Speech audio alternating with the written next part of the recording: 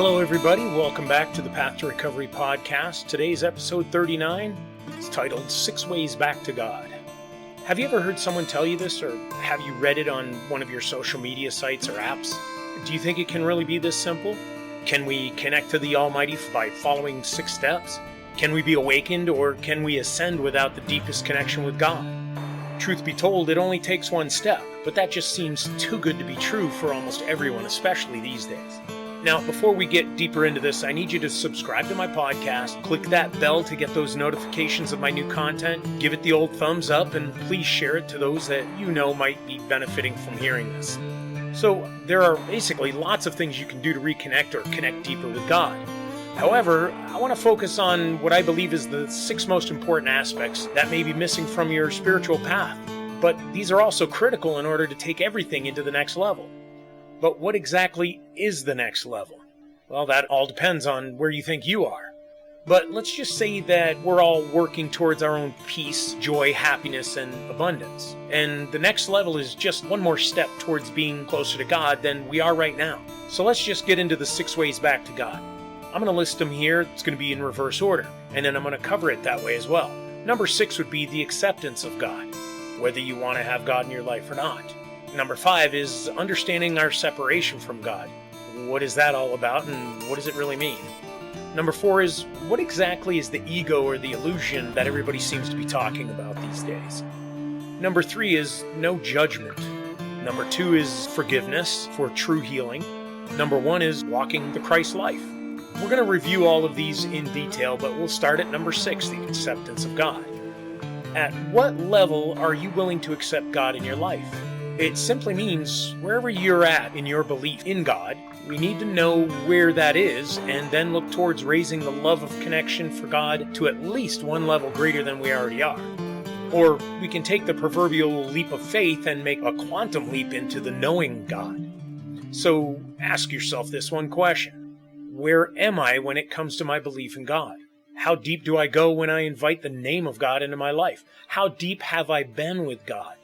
Do I even know where I am with God right now? Do you even know what it means to love God and to allow God's love into you? If you answered anything but a full-time commitment and dedication to communing with God at every turn, asking the Divine Mother aspect of God to guide you in every decision you make every day, asking the Holy Father to love you and to show you how to express that very same love to everyone you encounter every moment of every day, that's the kind of knowing that I was referring to. If you answered anything less than that, then there's some more light work to do for our soul and the souls of our neighbors. So in accepting God, we merely want to know where we are and where we want to be. Accepting where we are, accepting that we can grow, accepting that we will change our level of commitment to God and all others.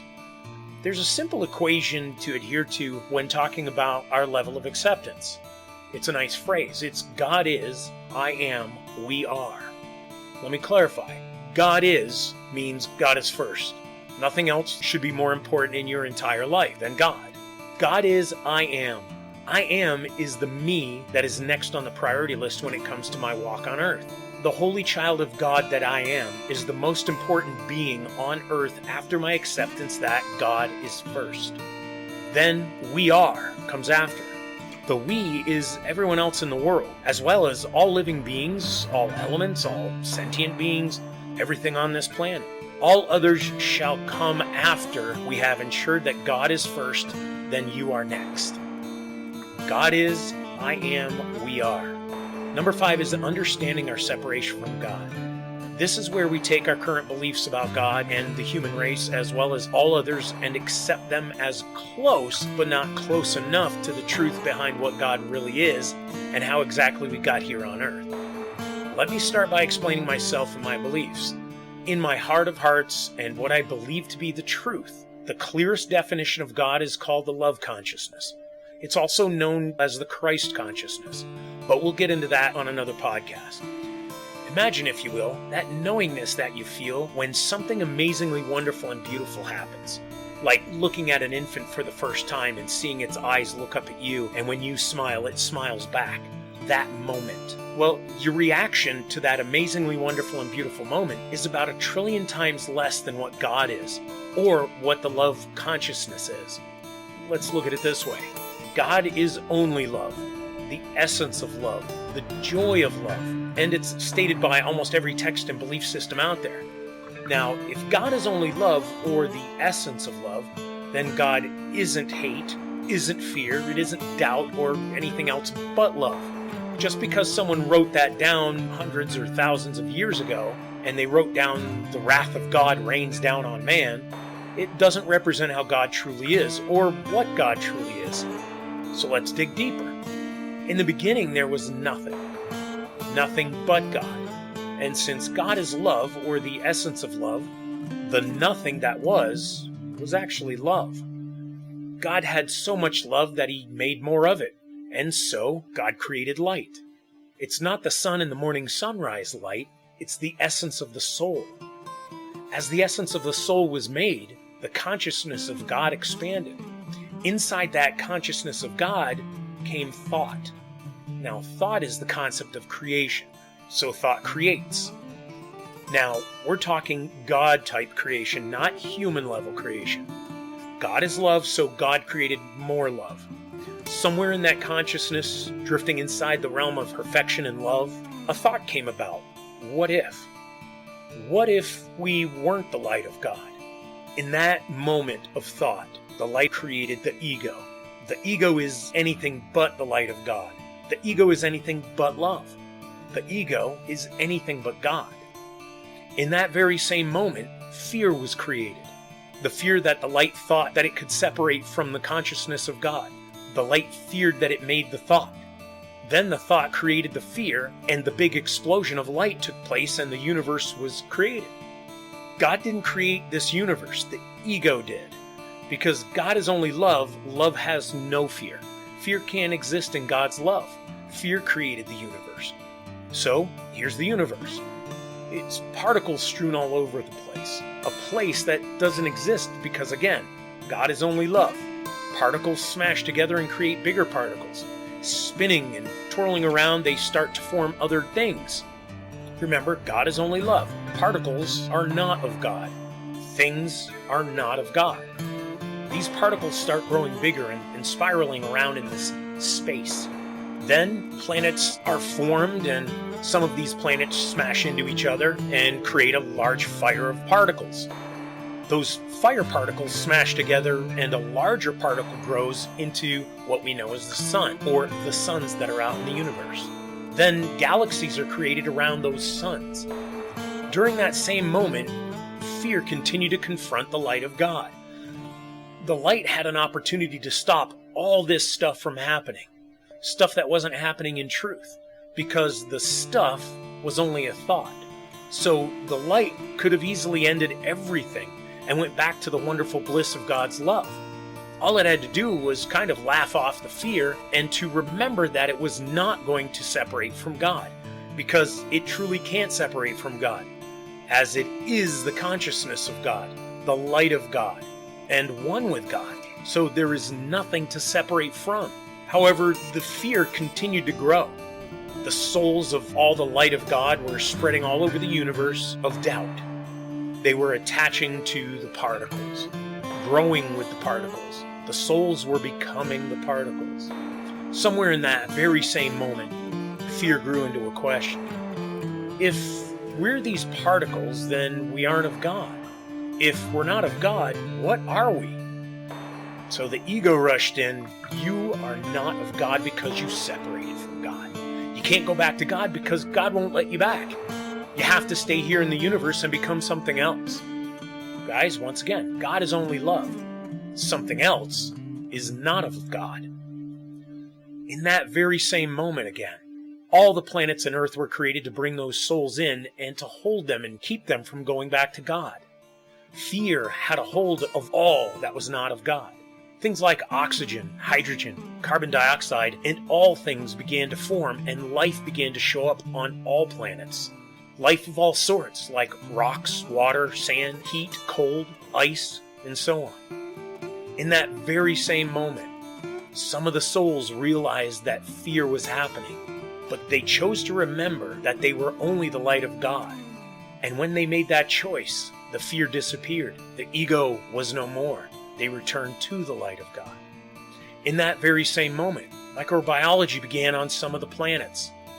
Then the ego kept instilling doubt and fear into the remaining souls. And the souls wanted to be somewhere, since they thought they couldn't go home to God. Then the human form began, and the doubt and fear that we actually separated from God remains. Until the moment when our souls wake up from the dream, until our souls remember that they are and always will be the light of God, we will always have that doubt and fear. Number 4, what the ego or illusion really is.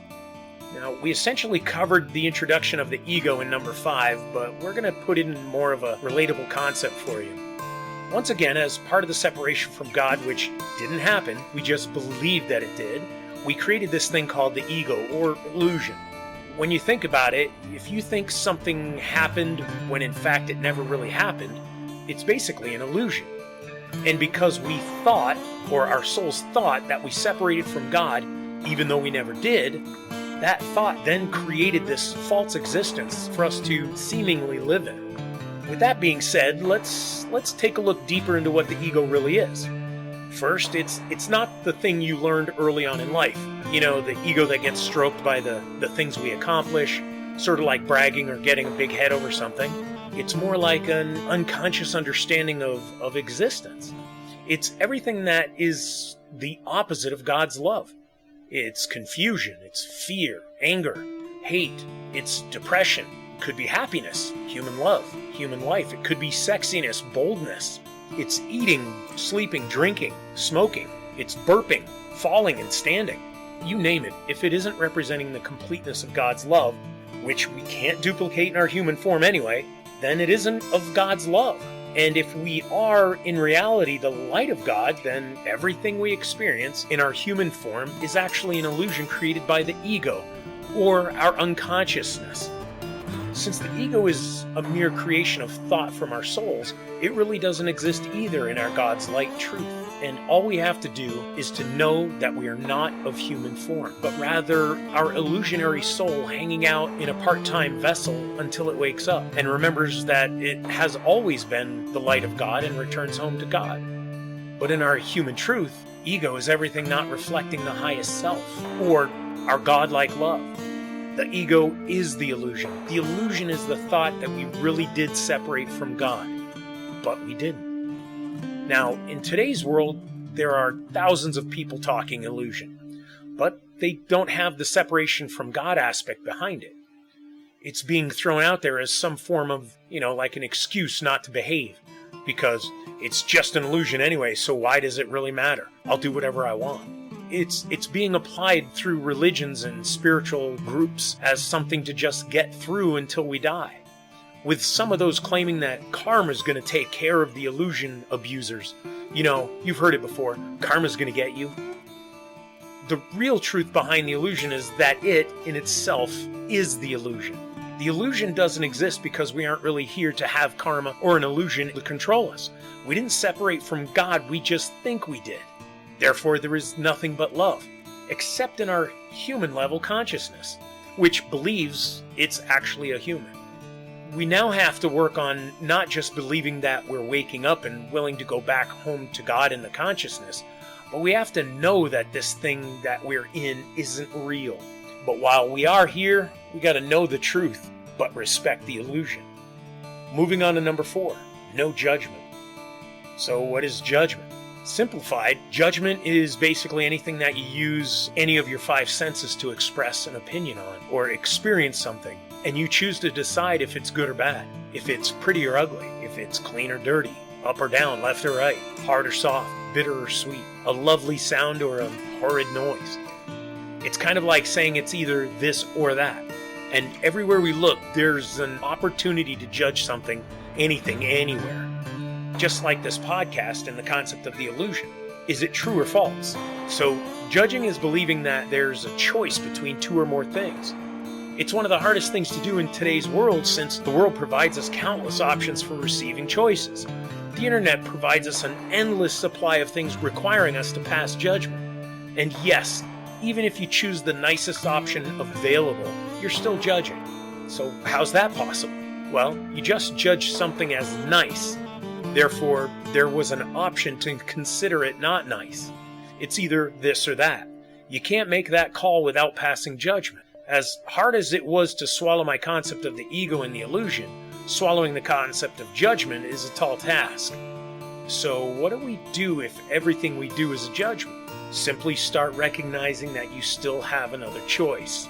So earlier in this podcast, I said God is love. There's nothing else but God. Let me ask you something. What if you were able to see things as God sees them?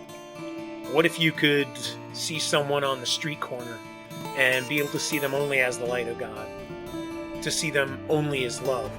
I know it's still a human level of love, but if you can truly see the light in them, the love in them, then it would only be the least judging thing you can do while you attend this human illusion. But it would be a part of the awakening process.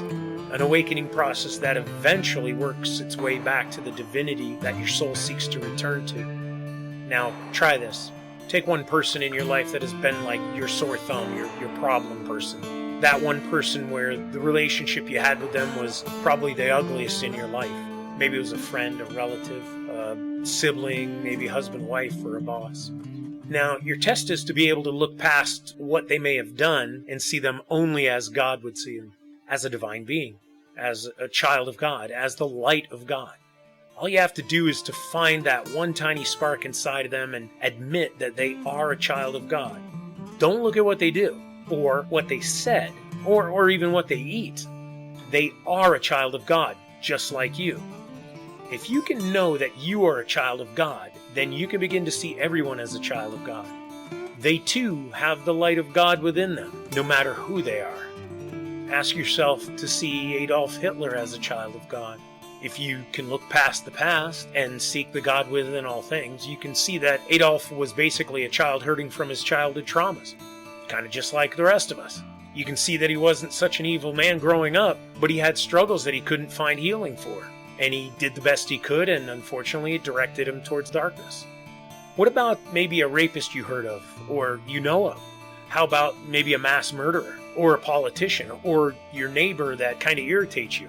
Or that friend who gossips about you, or maybe a family member that takes for granted the concept of unconditional love. Or better yet, how about you? Come see the light in everyone and everything. See the God love in it. Remove the judgments. On to number 2. This is forgiveness. Guys, this is what we do after we understand judgment. We start the true process of forgiveness. Why do I say true process of forgiveness? Because most of the time we're using forgiveness as a get over it moment rather than a healing moment. So, how is it a get over moment? What if one of your friends backstabs you and tells someone else a secret meant for only them? When you confront them, they give you their half-hearted apology. Like, oh man, I'm darn, I'm sorry man. But you've gone down this road before with them many times, and you know what their apologies are like. You most likely won't be ready to truly forgive them because you recognize the patterns. But you might be able to get over it because you believe you still require some aspect of their friendship to continue. Fine, I'll forgive you. That doesn't heal anything. It masks the pain, or the hurt, or the betrayals. It covers up the wound instead of treating the poison within it. It needs to be healed. Fine, I forgive you. That's half-hearted. That's not putting your intentions behind it, or the love of God. True forgiveness is digging deep down inside yourself and reaching down to your heart to see the light of God in them, to know that they were hurting enough to turn your secret into gossip, that they haven't learned how to keep secrets, that maybe their life experiences have been so, clouded and garbage that they believe it's okay to share a conversation given in trust to someone else. So your task is to forgive the soul in them, the heart within them that is screaming for forgiveness. Not to forgive what they did, but to forgive them for forgetting that they're a child of God. And you knowing that God is only love, that they're begging to return to God as much, if not more than you, to return home to God's consciousness. Forgive them for that, and that will bring you to the true forgiveness. Now, do that with your ex. Maybe do that with the person who keeps cutting you off in traffic, or cutting in line at the store, or the person who wasn't watching where they were going and bumped into you. That becomes true forgiveness. Now, the number one thing, walking the Christ life. Now, this one's simple, but it can seem a little complex.